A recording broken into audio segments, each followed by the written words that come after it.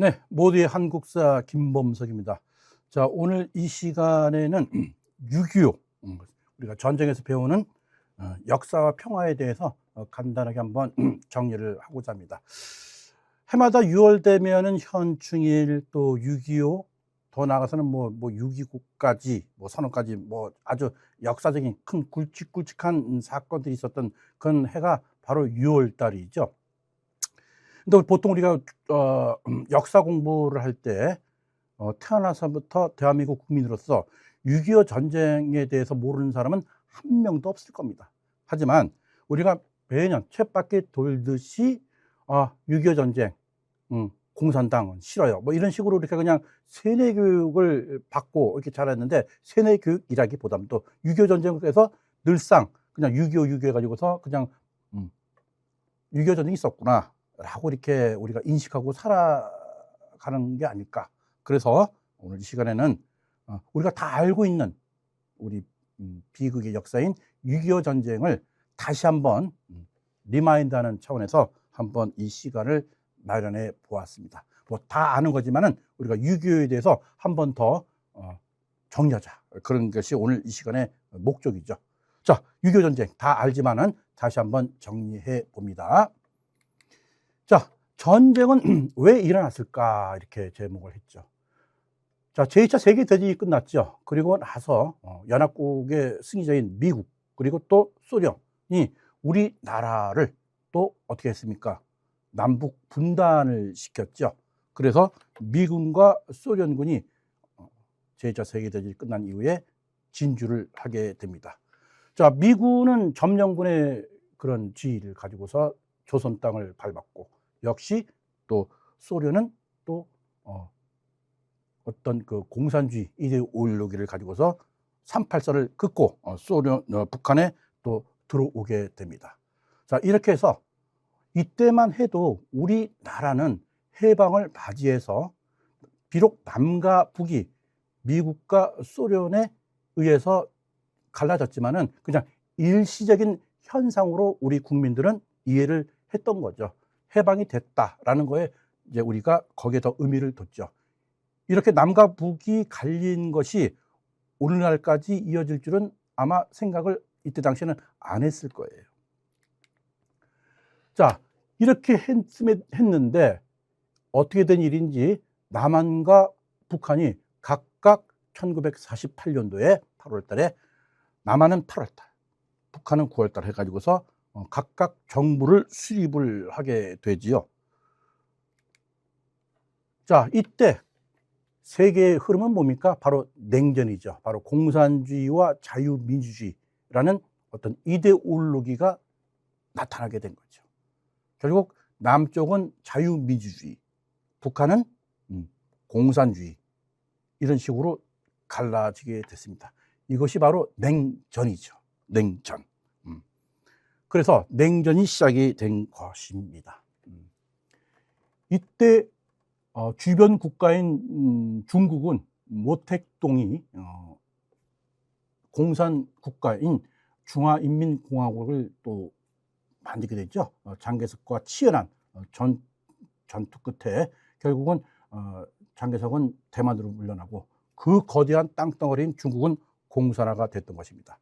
이때 북한의 수반인 김일성은 중국이 결국은 공산주의를 갖구나, 그리고 또 윗동네는 소련이구나 해서 결국은 한반도를 갖다가 어떤 북에 선도를 해가지고서 통일시키자라는 그런 생각을 가지게 됐던 것 같아요. 이렇게 해서 김일성은 소련의 스탈린, 또 중국의 모택동과 긴밀히 만나서 전쟁 준비를 하고 급기야는 1950년 6월 25일 새벽 4시 남침을 하게 됩니다.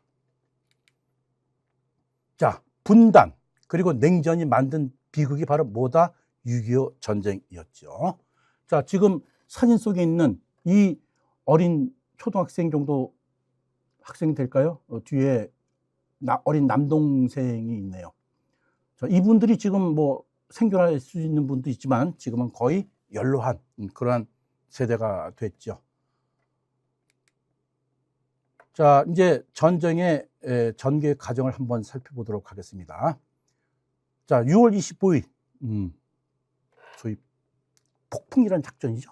북한군의 침입으로 서울이 3일 만에 함락이 됩니다.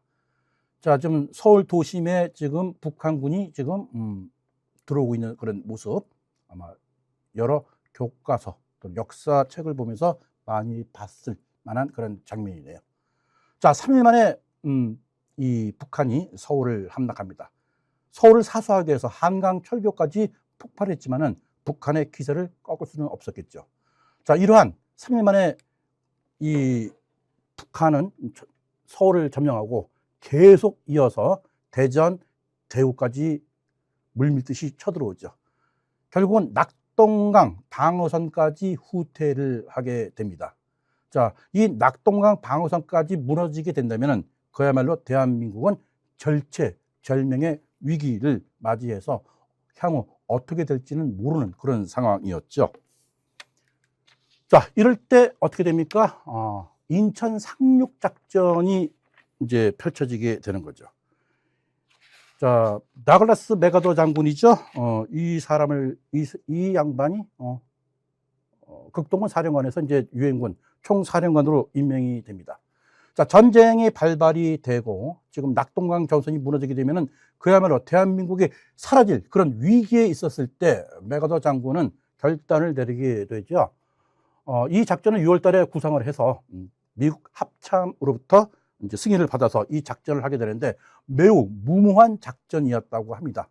성공할 확률은 약 5,000분의 1이라는 말도 안 되는 그런 확률을 가지고서 이 작전을 실행을 하는데 맥아더 장군이 이런 말을 했죠. 이 작전의 실패에 대해서는 내가 모든 것을 다 책임을 지겠다. 하지만 책임을 지면은 뭐 별다릅니까? 실패를 하게 되면은 저는 그렇게 봅니다. 그래서 맥아더 장군은 모든 사람이 반대하던 이런 작전을 계획을 한 거죠. 왜 반대를 했냐? 인천 가보신 분은 알겠지만은 인천은 이제 조수의 간만 차이가 크고 또 항로가 복잡해서 타이밍을 갖다가 놓치게 되면 배가 들어오지 못해. 그래서 여러 가지로 어려운 점이 있지만은 그것을 갖다가 아주 성공적으로 끝냈다는 얘기죠. 이때 당시에 북한은 밑으로 계속 내려가기 때문에 사실상 인천 쪽은 그렇게 약간 좀 등한시했던 그것을 갖다가 맥을 확 어떤 북한군의 허를 찔렀다 이렇게도 볼 수가 있는 거죠. 이때 이 인천 상륙작전, 이 작전명은 크로마이트라는 작전이죠. 그래서 방금 전에 말씀드린 마찬가지로 6월 말부터 구상해서 8월 28일 날 미 합창의 승인을 받았다. 이때 이 인천 상륙작전에 투입됐던 병력을 보게 되면은 교과서에는 그렇게 세밀하게 안 나오지만은 일단 함정이 약 267척이 동원이 되었습니다. 미국이 225척, 그리고 우리 한국이 15척, 나머지 영국, 캐나다, 호주 등이 합세를 하게 된 거죠. 인천 상륙작전에 투입됐던 병력은 약 7만 명이라고 하네요.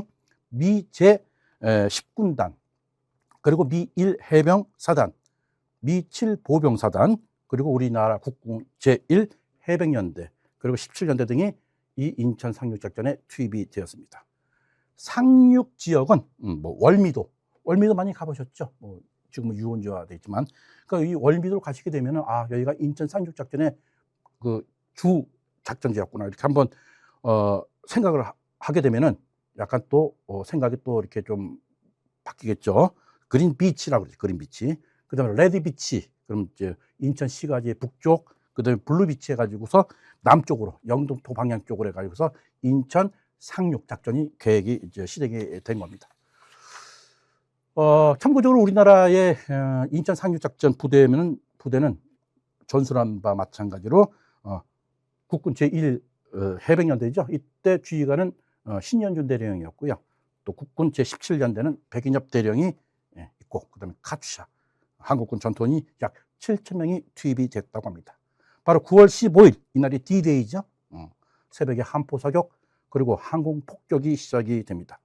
그리고 미 해병 6연대가 월미도에 상륙을 해서 1시간 만에 점령을 하고, 이때 북한군 약 108명 정도를 사살하고 포로를 약 136명을 포로로 잡았다, 이런 통계가 나옵니다. 결국은 이 작전은 성공을 했죠. 그래서 당일날 인천 시가지를 대부분 확보하고, 그 다음날 9월 16일 김포 비행장을 점령을 해서 서울로 진격을 하게 되죠. 그렇게 해서 9월 28일 날 9.28 서울 수복이라고 그러죠. 그래서 90일 만에 태극기를 개항하게 됩니다. 이 여세를 몰아서 또 낙동강 유엔군이 동시에 북진을 하게 되게 됐죠. 그래서 북한군 주력 부대를 완전히 괴멸을 시킵니다. 자, 이렇게 해서 북진을 하게 되죠. 압록강 부근까지 진격을 하게 됩니다. 이때 어떻게 됩니까? 바로 항미 원조 미국에 투항하고 그 다음에 조선을 돕는다, 북조선을 돕는다 해서 중국군이 또 참전을 하게 됩니다. 자, 이때 우리나라는 압록강까지 진주를 하고 압록강에서 이 수변에다가 물을 마시는 그런 군인 장면 그런 거 한번 보신 적 있으시죠? 이제는 통일이 되겠구나 라는 생각을 가질만 하죠. 그런데 웬걸 압록강 부근까지 진격했던 우리 유엔군이 바로 중국군 참전으로 해서 다시 한번 또 후퇴를 하게 되죠. 바로 중국군이 인해 전술로 대규모로 참전을 하게 된 거죠. 전세는 다시 뒤집어졌고 서울은 또다시 빼앗겼습니다. 이렇게 해서 전쟁은 장기전으로 또 들어가게 되겠죠. 여기까지가 바로 6.25 전쟁의 가장 중요한 맥으로 보시면 될 것 같아요. 자, 이렇게 해서 일사후퇴 이후 이때부터는 이 전쟁이 장기화되겠구나. 이럴 때 더글라스 맥아더 장군은 뭐라고 했습니까? 바로 중국 본토에다가 원자폭탄을 날려버리겠다라는 제안까지 했죠.